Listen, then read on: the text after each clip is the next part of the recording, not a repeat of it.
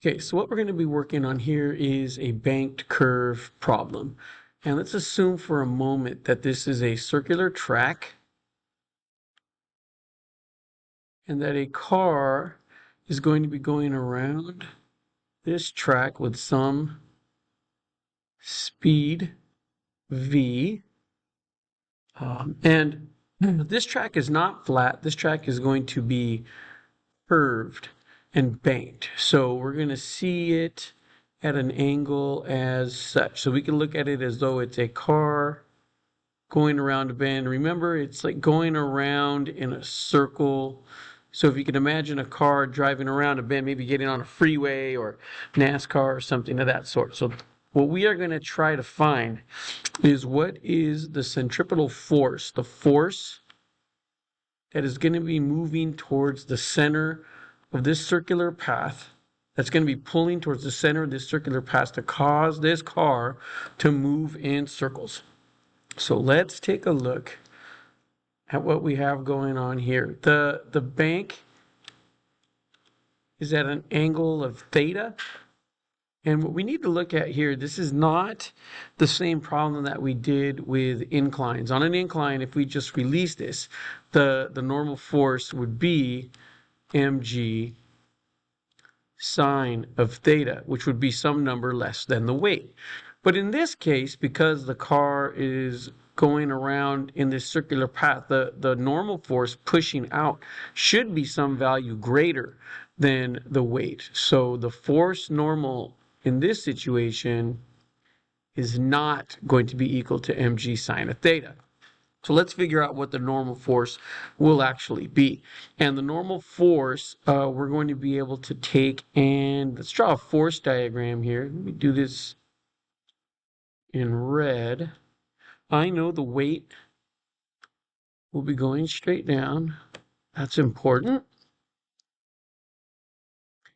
And I know that perpendicular to this surface is going to be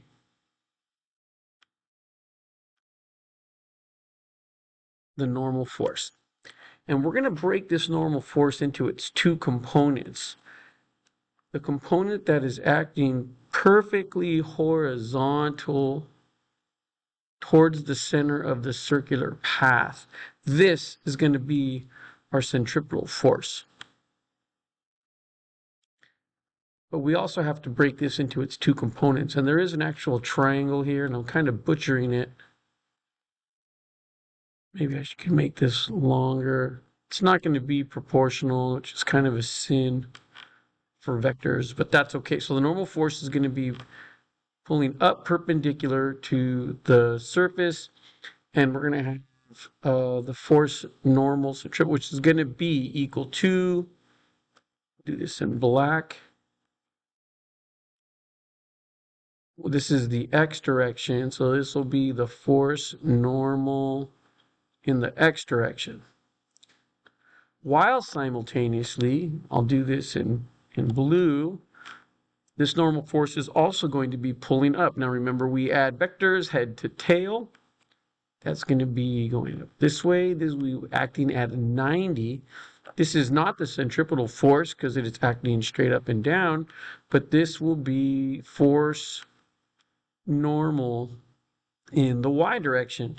Okay, well, let's talk about this angle right here. And let me make sure this is the triangle that goes all the way. Let's talk about this angle theta here.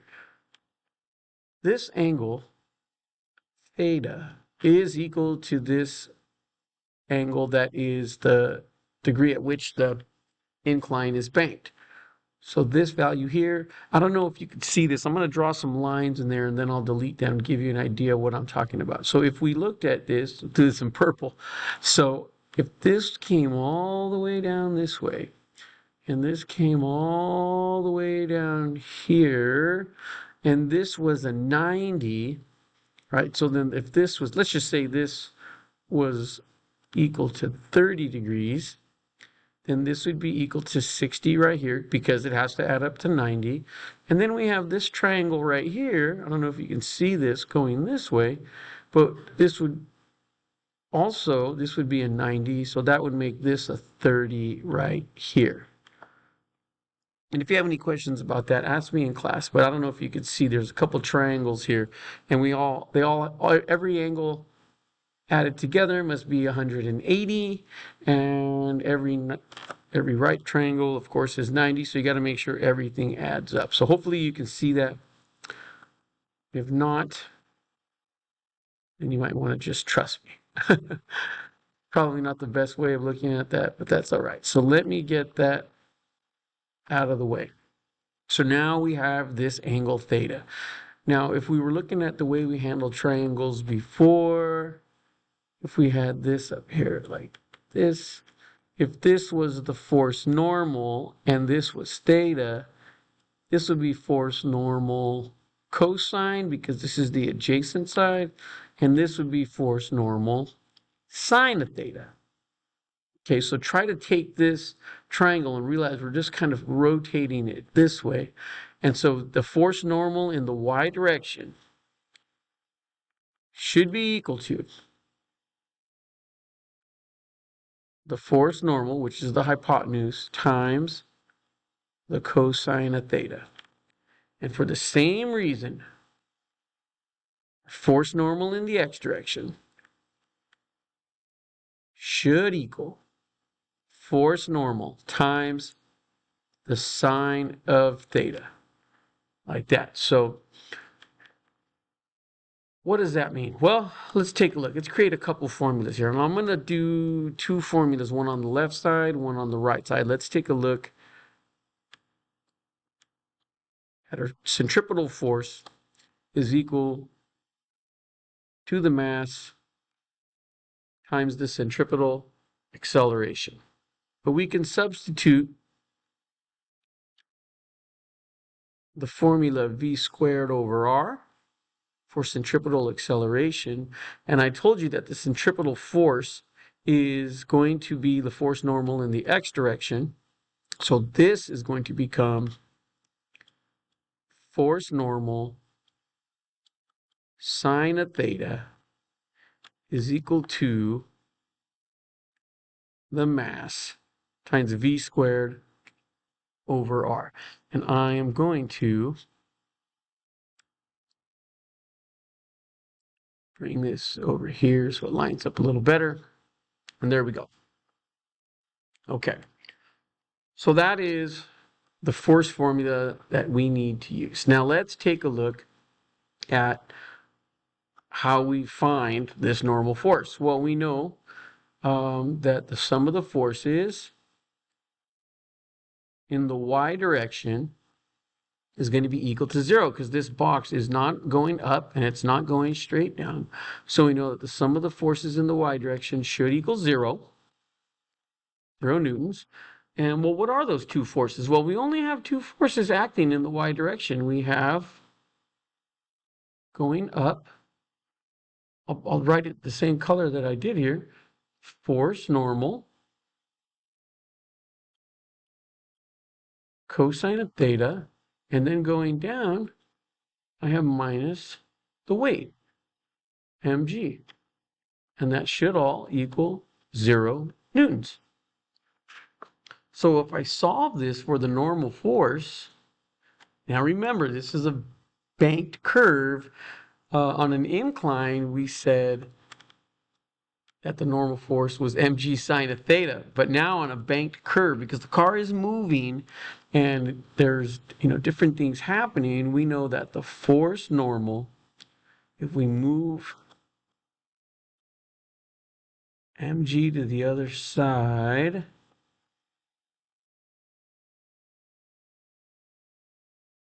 and I know I'm just going to switch this to black here, the force normal on a banked curve is mg over the cosine of theta.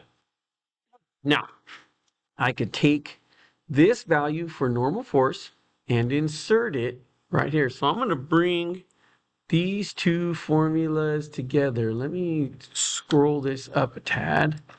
And I am going to hybridize these. And I am going to insert mg cosine of theta for my normal force. So I have mg cosine, whoops, I said mg cosine, I meant mg, I'm doing it, mg over cosine of theta, that's the normal force, times the sine of theta. I don't know if you can see already how I can simplify that. That's going to be equal to the mass times v squared over the radius of the circular path. All right, R. And now let's do some magic here. The first thing I don't know if you see is that if I take mg and I multiply this across, sine of theta over cosine of theta, that immediately becomes tangent. So that's going to be mg tangent of theta. And that is mv squared over r. And that is also going to be mv squared over r. Look what happens to the mass. That's going to cancel out as well. And so that's going to leave us with acceleration due to gravity times the angle of the bank curve will be equal to the velocity squared divided by the radius. So from here, you can get asked a lot of questions. And someone might ask, well, okay, so here's a sample problem. What is the ideal speed a car could travel around a bank curve of 20 degrees? I couldn't get that superscript in there. That has a radius of 70 meters and not rely on friction. So here is our formula.